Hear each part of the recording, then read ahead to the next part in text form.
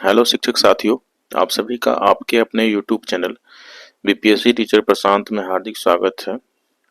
आज का हमारा ये वीडियो उन लोगों के लिए काफ़ी महत्वपूर्ण होने वाला है जिन्होंने भी ट्रांसफ़र पोस्टिंग के लिए इस शिक्षा कोर्स पर 1 दिसंबर 2024 से 15 दिसंबर 2024 तक ऑनलाइन आवेदन दिया था।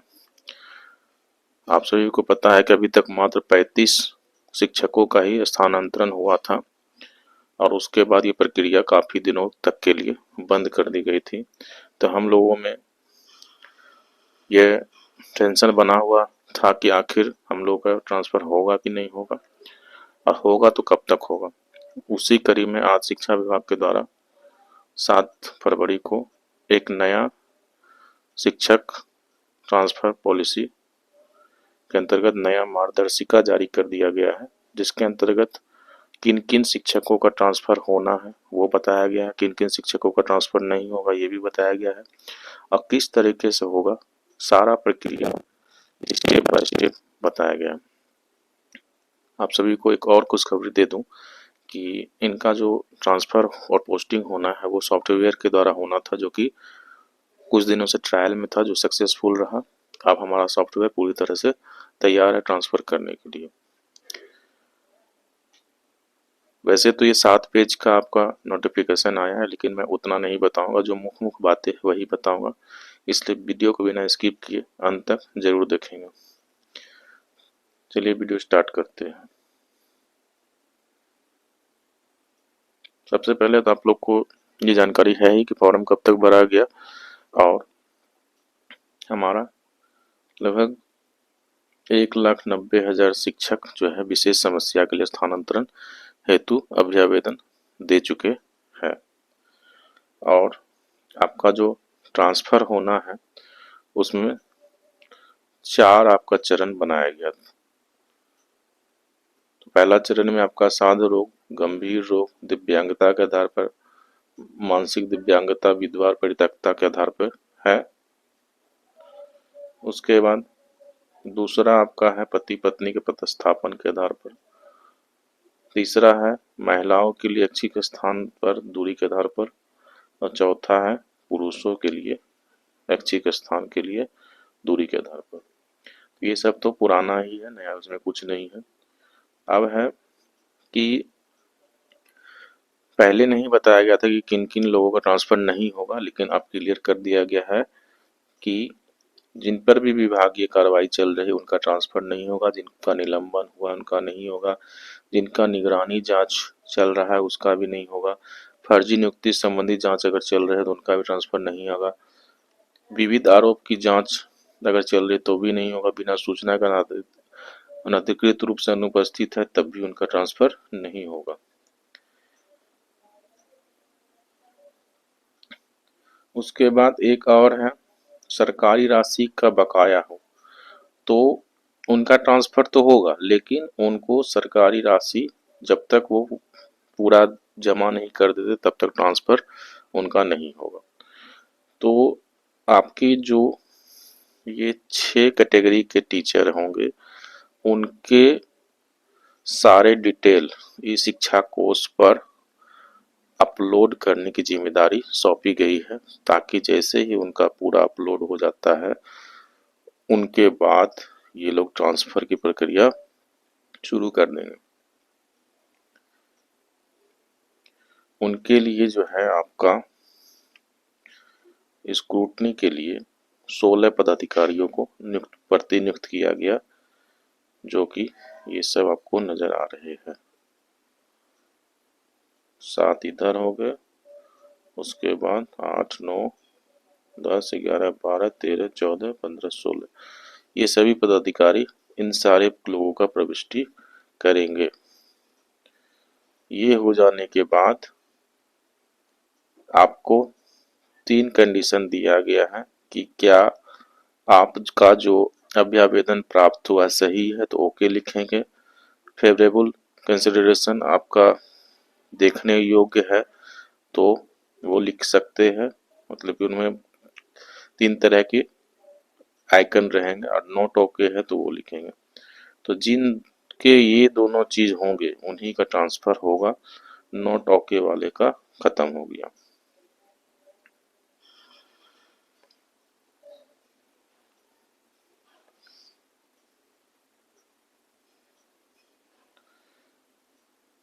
उस सॉफ्टवेयर में आपका विद्यालय व रिक्तियों की गणना भी रहेगी। जिन जिन लोगों ने ट्रांसफर के लिए आवेदन कर दिया है तो उनका वह पद रिक्त माना जाएगा। जैसे मैंने अपने आवेदन किया तो मेरे स्कूल में जिन जिन शिक्षकों ने, जैसे कि मेरे स्कूल में 3 शिक्षक है और 2 ने आवेदन कर दिया है, तो 2 सीट जो है रिक्त माना जाएगा। आप उस 2 रिक्त सीट पर जो है जिला शिक्षा पदाधिकारी के लॉगिन आईडी और पासवर्ड पर वो 2 सीट रिक्त दिखेगा और उसमें ट्रांसफर करना या पोस्टिंग करने का प्रक्रिया शुरू कर दिया जाएगा। वैसे शिक्षक जिन्होंने एक से अधिक जिलों के लिए विकल्प दिया है, बहुत सारे ऐसे भी शिक्षक होंगे जिनका 10 ऑप्शन तो दिए, लेकिन हो सकता है कि 2-3 जिले का मिला के दिए हों। तो वैसे कंडीशन में जो है जिन जैसे जैसे उन्होंने अपना क्रम दिया होगा 1 2 3 4, उसी क्रम में जो है जिला शिक्षा पदाधिकारी उसको अंकित करेंगे। अगर उनके जिला में हो गया तो ठीक है, वहीं पर उनका विद्यालय मेंटेन हो जाएगा। अगर नहीं होता है तो वो क्या करेंगे, ट्रांसफर एप्लीकेशन जो है आपका चेंज ऑफ डिस्ट्रिक्ट का बटन क्लिक कर देंगे। जैसे कि आपने मुंगेर में अप्लाई किया और मुंगेर में आपके लायक सीट खाली नहीं है, तो आपके जिला शिक्षा पदाधिकारी चेंज ऑफ डिस्ट्रिक्ट करके जो दूसरे जिला के होंगे उनके पास वो चला जाएगा और वो आगे की क्रिया करेंगे।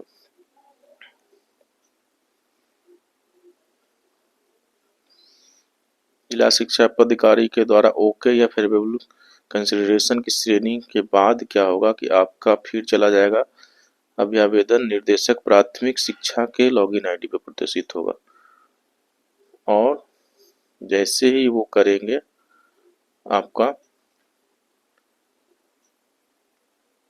सारा प्रक्रिया वहीं से समाप्त हो जाएगा।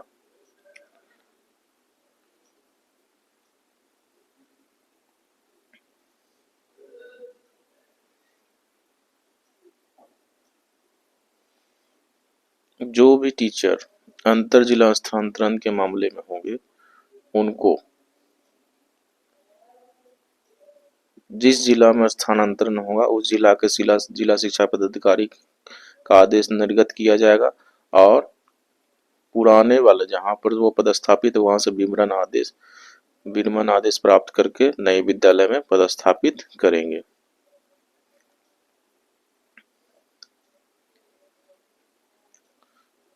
एक कार्य दिवस में ही उनको जो है शिक्षा कोष के माध्यम से उनका जो है लेटर दिया जाएगा और उनको ज्वाइन करने के लिए 7 कार्य दिवस दिए जाएंगे। मतलब कि अगर आपका ट्रांसफर ओके हो गया तो आपका जो ये शिक्षा कोष पर है एक लेटर जनरेट होगा जो कि 1 दिन में ही करने की बात है, 1 कार्य दिवस। अगर वो छुट्टी का दिन ना हुआ तो 1 दिन और छुट्टी हुआ तो अगला दिन जो भी दिन होगा तो वो हो जाएगा। और आपको ज्वाइन करने के लिए सिर्फ 7 कार्य दिवस का ही समय दिया गया है, ये याद रखेंगे।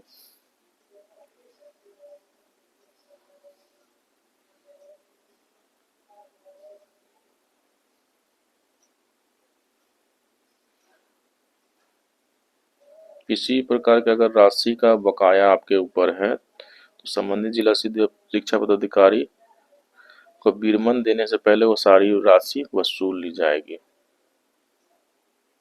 या तो अंतिम वेतन प्रमाण पत्र पर प्रविष्टि कर दी जाएगी। अगर आप अभी नहीं जमा करने के लायक है तो वो आपके वेतन प्रमाण पत्र पर लिखा जाएगा। उसके बाद अगर आप अंतर जिला में स्थानांतरण लेते हैं तो आपकी वरीयता का निर्धारण नए जिला में योगदान की तिथि से किया जाएगा। मतलब कि पीछे वाला सारा जो है आपका समझ लीजिए कि समाप्त हो गया। आपका जो भी वरीयता है वो आपका नया योगदान की तिथि से हो जाएगा। जिला के अंदर भी जो भी स्थानांतरण लेंगे उनका भी जो 1 कार्य दिवस में उनका ट्रांसफर ऑर्डर रिलीज करना है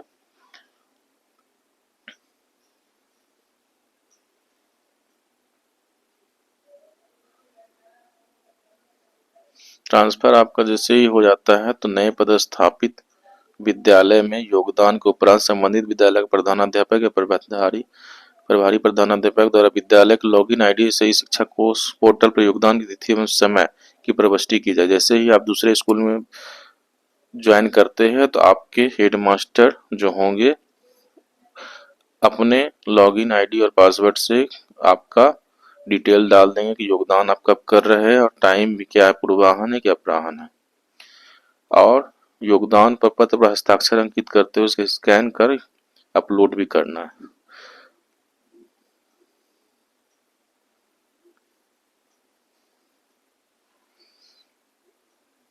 आपको ट्रांसफर के लिए किसी भी तरह का टीए नहीं दिया जाएगा। आज का इसमें डेट है पंकज कुमार, निर्देशक प्राथमिक शिक्षा। इस तरह से आपको मुख जो भी बातें थे ट्रांसफर के लिए नए जो भी जोड़े गए हैं वो मैंने बतला दिया। बहुत सारे लोगों को समझ में नहीं आ रहा था कि क्या होने वाला है। तो और सबसे गुड न्यूज ये है कि 31 मार्च 2025 इनका डेडलाइन है। 31 मार्च 2025 तक जितने भी होंगे टीचर का यथासंभव, यह नहीं कि सबका होगा, यथासंभव जितने भी शिक्षक होंगे उनका ट्रांसफर करने का लक्ष्य रखा गया। और एक चीज और इन्होंने क्लियर कर दिया, आपने जो भी 10 ऑप्शन दिया है उसी ऑप्शन में जो है उनको करना है। अगर उसमें नहीं रहा तो आप जहां है वहीं पर शिक्षक बने रहेंगे, आपसे दोबारा फिर आवेदन लिया जाएगा, दोबारा आवेदन लिया जाएगा, फिर नेक्स्ट बार आपका ट्रांसफर करने की कोशिश की जाएगी। तो ये तो क्लियर हो गया कि आपके ऑप्शन के अलावा अदर कहीं नहीं भेजा जाएगा। बहुत लोग का ये डाउट था कि कहाँ दे देंगे नहीं दे देंगे, तो ये इन्होंने आज क्लियर कर दिया। और अगला एक चीज और कि कुछ जिले ऐसे हैं जिनमें ट्रांसफर करना बहुत बड़ी चुनौती है। पहला आपका है पटना, दूसरा है मुजफ्फरपुर,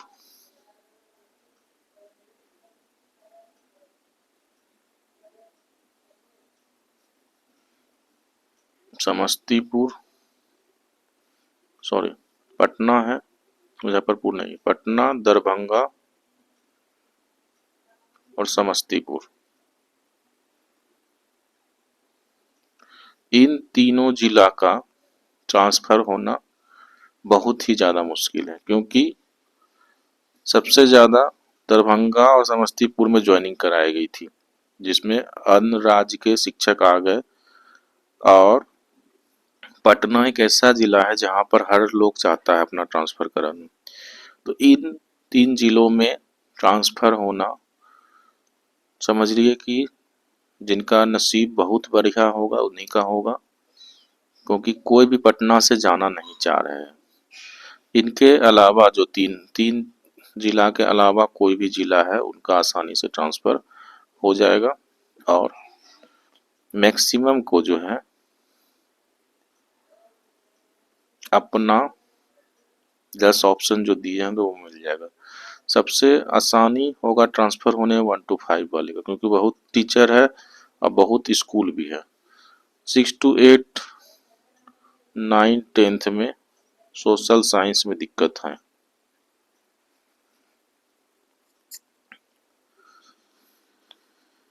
11 12th में दिक्कत नहीं होगा, मुख्य रूप से सोशल साइंस में ही दिक्कत होना है, क्योंकि रिक्तियां होगी तभी आपको भेजा जाएगा।